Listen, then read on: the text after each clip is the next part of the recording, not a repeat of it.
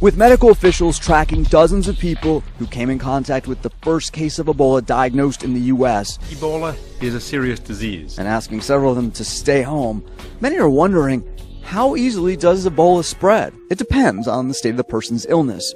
Someone who's infected with Ebola but exhibits no symptoms yet, the disease can take around 20 days to incubate, is, according to health officials, of little to no risk to others. Then you have the walking sick, who are experiencing some of the symptoms of infection, which include fever, severe headache, sore throat, stomach pain, vomiting, and diarrhea.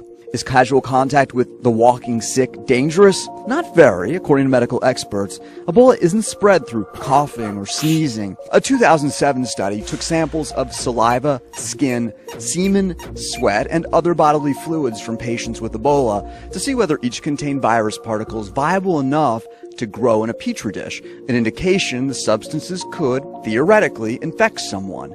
It found that 1 in 12 saliva samples tested positive for the virus, and none of the 8 skin swabs taken tested positive. In semen samples, 2 of the 38 specimens tested positive. The 1 sweat sample they took tested negative. All this leads researchers to conclude that transmission via these means is a low probability event.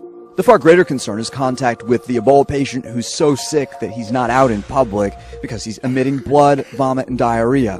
A drop of blood, even after it dries, can potentially remain infectious for over a week. These substances can infect a healthy person through cuts in the skin or from touching one's mouth, nose, or eyes. How infectious is the body of someone who dies of Ebola?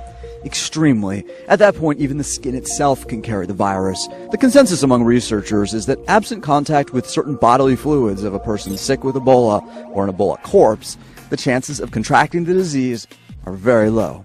That's the short answer.